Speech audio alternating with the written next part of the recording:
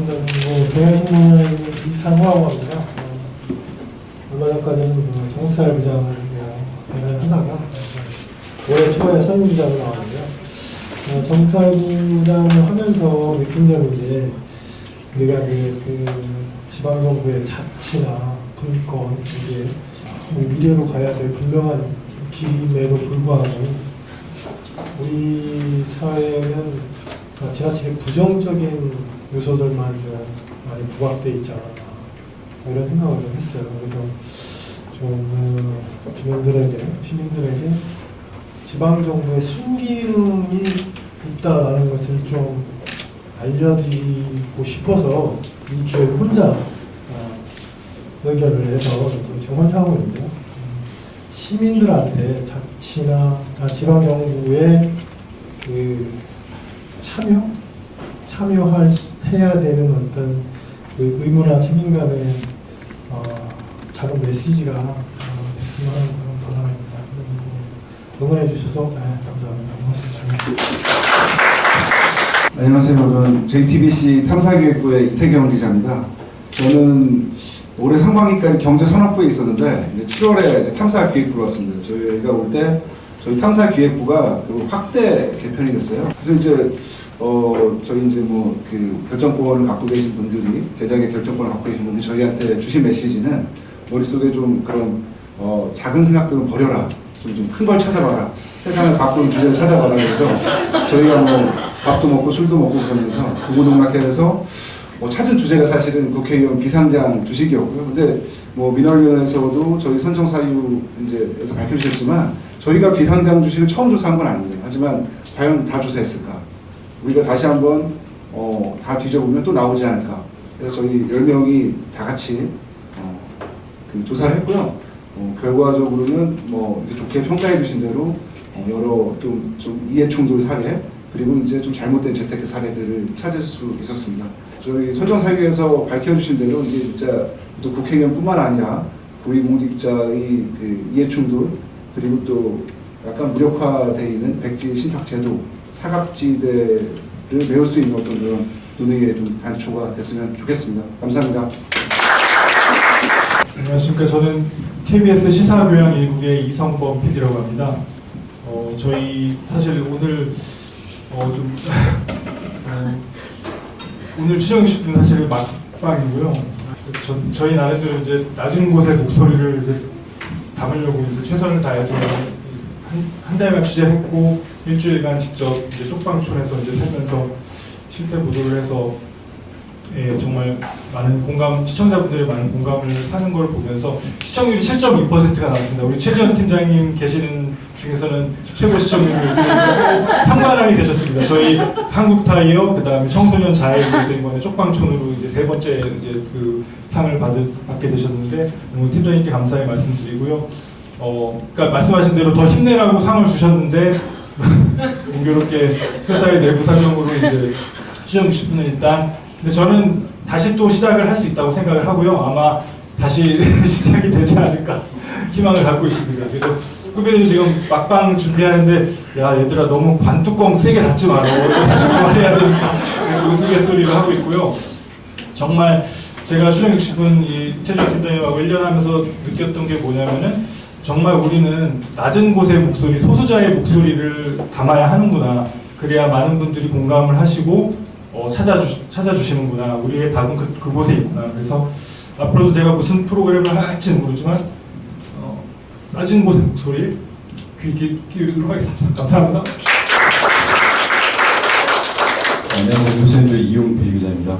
먼저 이렇게 뜻깊은 상을 주신 민원연께 정말 감사드리고요. 저희가 이제 20년 가까이 이렇게 활동을 하고 있는데 이렇게 대외적으로 상을 받아본 게 처음이지 않나. 저희가 이제 한국교회의 어떤 개혁을 기초내고 이렇게 활동을 하고 있는데 사실 어느 순간 한국교회가 어떤 기득권 세력화가 됐고 그리고 사회와 발맞춰서 나가지 못한 그런 측면들이 많이 있습니다. 그런 부분들을 잘 비판 보도하면서 앞으로도 또 열심히 이렇게 활동하도록 하겠습니다. 상 주셔서 감사합니다.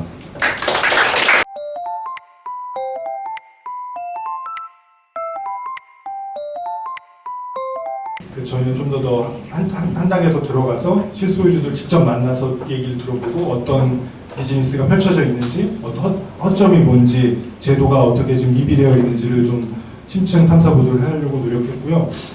저희는 낮은 곳에 다가가기 위해서는 저희 몸을 낮춰야 된다고 저는 생각을 했고요.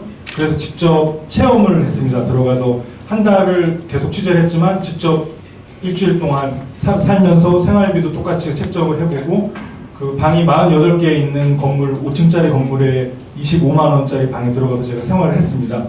이제 그 취재원들이 아니라 제 이웃이니까 더 다가가기도 쉽고 그분들도 마음을 열어서 이야기를 해주시더라고요. 그래서 저희가 이렇게 낮은 곳에 다가가기 위해서 굉장히 많은 노력을 했다고 생각을 하고요. 그런 낮은 곳의 목소리를 균형 있게 방송에서 널리 알리는 게 그러니까 문제 해결은 할 수 없을지언정 그래도 이 사회가 이 문제를 인식하고 저는 해결의 출발점은 문제 인식이라고 생각을 하거든요.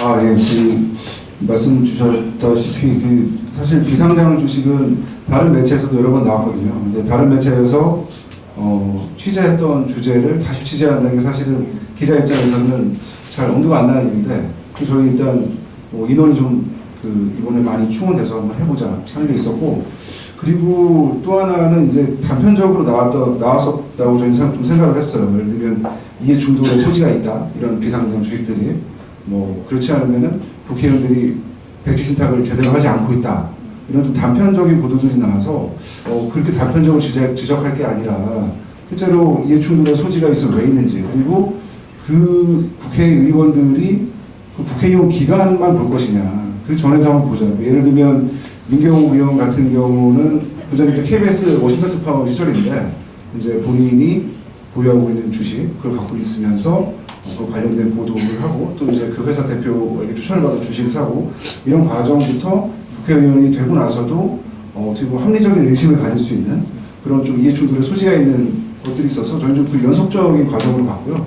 그동안 뒤섞여서 나왔어요. 근데 저희는 좀 갈래를 타서 이해 충돌과 또 하나 첫날 이해 충돌 그리고 또 하나는 재테크 이렇게 좀 나누어서 시청자들이 좀 알기 쉽게 좀 이걸 이해할 수 있도록 노력을 했습니다. 그리고 또 하나 저희가 전수조사에서 좀 그래도 강조하고 싶었던 거는 그렇다면 이 국회의원들에게 국회 활동과 이 주식 중 뭐가 더 중요한가 저희가 물었거든요. 예를 들면 예결위에 있는 의원들 그 예결위 의원들은 사실은 비상장 주식을 갖고 그 예결위에 있으면 안 되는데 저희가 지적을 했거든요. 위반이다. 어떻게 할 거냐? 만약에 이게 문제가 되면 어떻게 할 거냐? 그랬더니 4명 중에 3명이 자기들은 예결위에서 탈퇴하겠다 이렇게 답을 하더라고요. 이 정도로 비상장 주식이 소중한 거라면 충분히 보도할 가치가 있다고 생각했고 그러면 또 모니터링에서 말씀해 주셨다시피 제가 저희 이제 소셜라이브로서 얘기한 건데 이 비상장 주식은 진공 포장되어 있는 이불이다. 그래서 이제 겉으로는 굉장히 작아 보이지만 바늘 구멍 하나 뚫는 순간 이거 실제 크기는 어마어마하게 부풀려진 거다. 저는 좀 그런 그림을 그리고 접근을 해서 비상장 주식의 종합판 세트라는 걸 좀 보여주고 싶었습니다.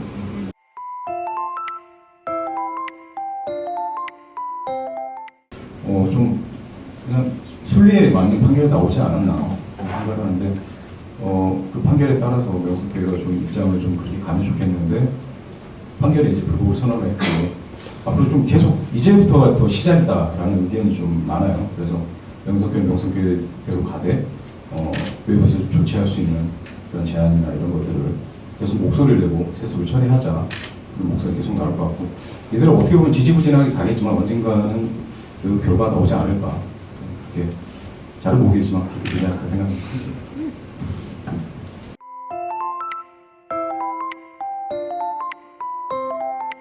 이렇게 질문이 좀 많이 나올 줄 몰랐습니다.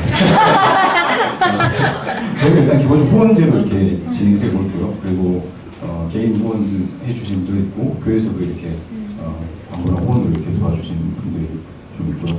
저희가 아무래도 좀 쓴소리를 많이 하기 때문에 하다 보니까는 교회 파괴 언론이다라는 파괴 언론이라고 하는데 저희는 우리 교회를 좀 건강하게 좀 그리고 사회에 발맞춰서 상식적이고 좀 건전하게 나가자라는 취지로 이렇게 활동을 하고 있는데 다행히 저희를 좀 좋아하시는 분들이 계셔가지고 소수지만 어렵게 이렇게 한 걸음 한 걸음씩 나아가고 있습니다.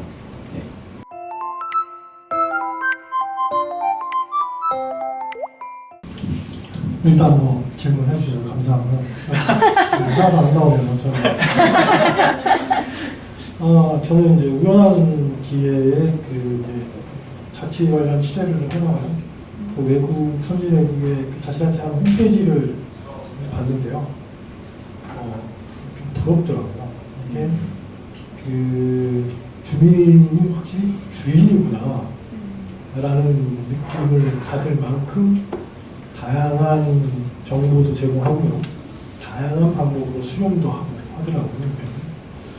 이게 정말 주민이 주인이구나라는 생각을 하면서 주민자치와 그 분권, 자치단체와 관련된 분권이 그의 경쟁력이 곧 국가의 경쟁력이구나 라는 생각을 했어요. 그래서 그런 걸 바탕에 깔고요. 가장 많은, 그러니까 얼마만큼 많은 사람들한테 이 파급 효과를 줬으며 이 사회에 어떤 변화를 줬는지 그 변화의 크기는 뭐 제가 가늠할 수는 없는데요. 그냥 단순하게 이 사회에 얼마만큼의 영향을 줬는지를 판단해서 제가 선별했습니다.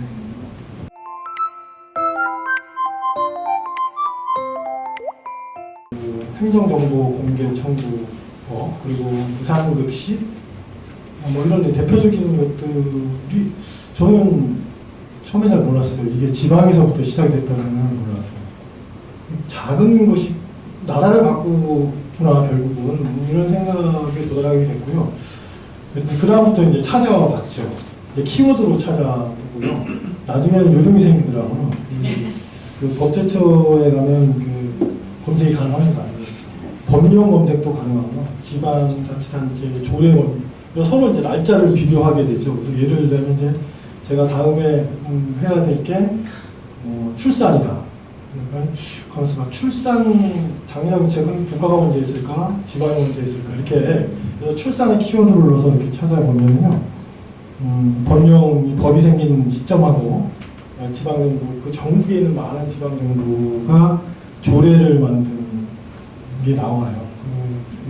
출산 장려정책은 월 3만 원서부터 아주 10여 년 전부터 시작한 작산지도 있거든요. 그게 지금은 이제 정부가 완전히 다양한 혜택을 주잖아요. 그런 것들을 이제 비교해봐서 사회 변화의 의미가 있느냐 없느냐를 좀 이렇게 판단할 수 있게 그걸 기준 삼아서 하고 오고요. 후보자를 이제 후보 조례를 제가 이제 나름 정리를 해놓고 그때 검색을 좀 해서 이제 그렇게 일을 하고 있고요.